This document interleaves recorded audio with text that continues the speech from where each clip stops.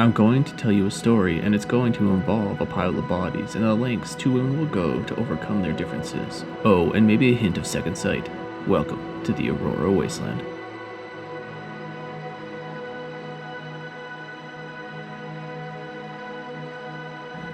It doesn't matter if you know or care about the Aurora Wasteland. You don't get a pass for ignorance. If the Aurora Wasteland wants you, it gets you. Conscription is mandatory once you're selected.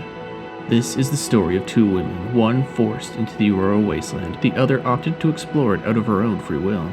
Free will is a funny concept. What we often perceive as choice is continuing on a path of least resistance. We make very few choices throughout our day. People do what they do because they have to. They get up, they go to work because they have to. They have a vehicle to get to work because they have to. They live in a house or apartment and get a mortgage because they have to. They follow a path created by society. Free will is mostly an illusion. To get off the path, you have to make a decisive choice to do so. Most people are happy to go along day by day, never changing, just playing out the clock. Others, on the other hand, find themselves inadvertently leaving the track, and even fewer seek to leave the path behind forever. Free will is an illusion, not magic. Once you know the trick, you can't unsee it. Dolores is 90 years old. Her husband died 20 years ago. Not a day goes by that she doesn't wish she could join him, follow him to the afterlife. And like most people who partake in religions, she does believe in an afterlife. And one that you don't get granted access to if you off yourself to get there. So Dolores is following the path and playing out the clock. The day Dolores was bumped from her path started like most. An early morning pee, an early morning tea, and then a walk around a local woods with her friends. Every morning one of her friends picks her up, along with 3 other women. Then the group of them drive to the woods and briskly walk the same hiking trail they walk every day. The conversations quickly started to repeat themselves day over day. The other women talked about their grandkids, which Dolores didn't have, their children, which Dolores didn't have, and their husbands, which Dolores didn't have anymore. In all honesty, over the years, Dolores had grown to dislike all the women she hiked with, but she continued her daily walk with them because she didn't want to disrupt her path. It was easy just to keep going. The urge to stick to her path was strong. Connections happen, regardless if you want them to. Dolores' connection to the other women had faded over the years. Her connection to most people had faded over the years. Sometimes connections can be long and lasting, more painful than others care to admit. Some connections are a request, even required. Others are unintentional or unwanted. The latter tend to be the case for Dolores. Chikaku Lake Recreation Area is a scenic mix of woods and lakes that attracts a diversity of birds and other wildlife, such as moose, deer, beavers, and more.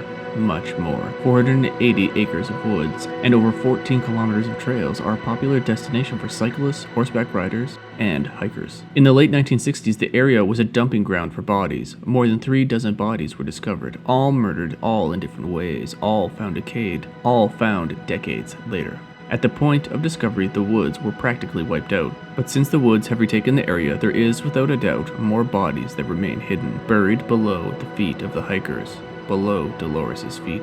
Every day, Dolores and her friends walk the same path around the Chikaku area. Every day, Dolores wishes she stayed at home.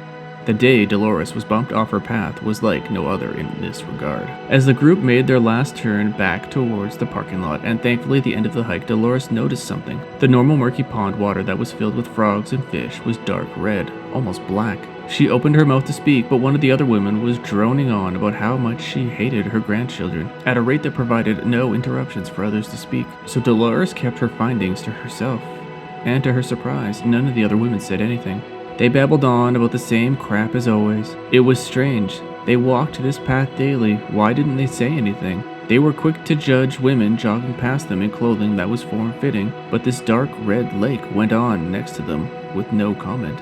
As the walk continued, the lake opened up wider, revealing the largest of its inlets. The red water darkened even more. The other women still said nothing. Dolores stopped to tie her shoe.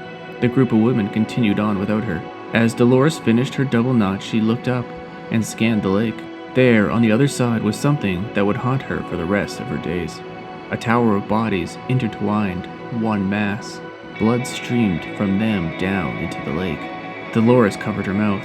She didn't watch anything scary on TV. It was Who Wants to Be a Millionaire or nothing. Her poor brain wasn't trained to handle what she was looking at, so she stared at it as well as her old eyes would let her. Tears formed in them. Sadness rushed through her. She didn't really know what she was looking at. Were the bodies connected? Were they parts of bodies or whole torsos? Were they alive? God, what if they were alive? She covered her mouth and ran for her group, where, with a panicked look of fear plastered across her face, she told them what she'd witnessed. Horrified, the women rushed back with her. They said nothing as they looked out at the lake, till finally one of them asked where Dolores had seen the Tower of Bodies. Confused, Dolores pointed in the direction. The woman admitted that she saw nothing but the green lake water. The other women quickly admitted the same thing. The chatter returned to normal, only the topic was how Dolores was losing her faculties, how she hadn't been herself since her husband died. Confused and frustrated, Dolores followed behind the group back to the vehicle, never able to take her eyes off the bodies until they disappeared behind the tree line. The rest of the day was in a haze. Dolores returned to her normal path, except something just felt off. She couldn't shake what she'd seen, but the more she thought about it, the more she was certain what she had seen couldn't have been real.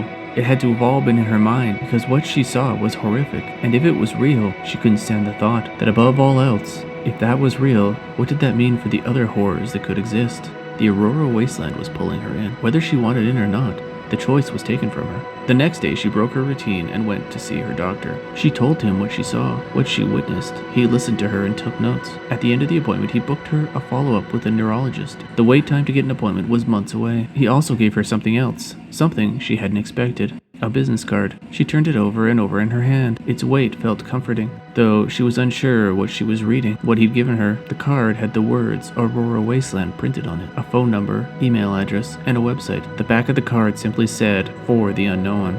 The 3 words stuck with Dolores. They repeated over and over in her mind, "For the unknown." Had her doctor believed her?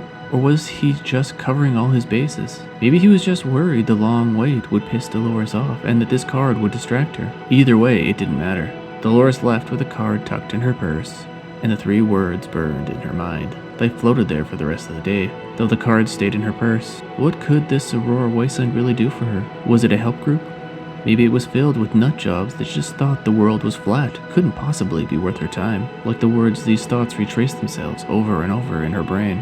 It was hard to think of anything else, but as the night fell and Dolores returned to her routine, she poured a glass of warm milk and put Who Wants to Be a Millionaire on the TV. The familiar comfort of the TV show allowed Dolores to drift off in her chair, and as someone reluctantly phoned a friend for help, Dolores dreamed. Normally her night was filled with light and frequently woke in sleep, but tonight was different. Dolores sank into her chair, and deeper into her sleep. She slept deep enough to dream, something she hadn't done in decades. She dreamed of her husband. She dreamed of him out in the Tower of Bodies. Part of it, intertwined in it, his blood mixing with the lake. She did everything to try and reach him, to help him, but obstacle after obstacle kept getting in her way. As the sun rose the next morning, Dolores woke in the chair, sweating. She knew there was no way her husband could be out there in the lake. But why had she dreamed of him? And why was he in the horror of the lake like that? It wasn't fair. She didn't deserve to see him like this. She had to do something.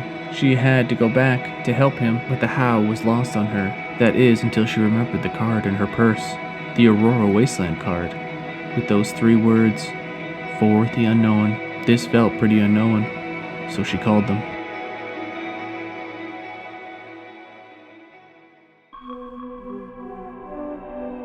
Hey, my name is Vaughn Ashby, and I'm a horror author.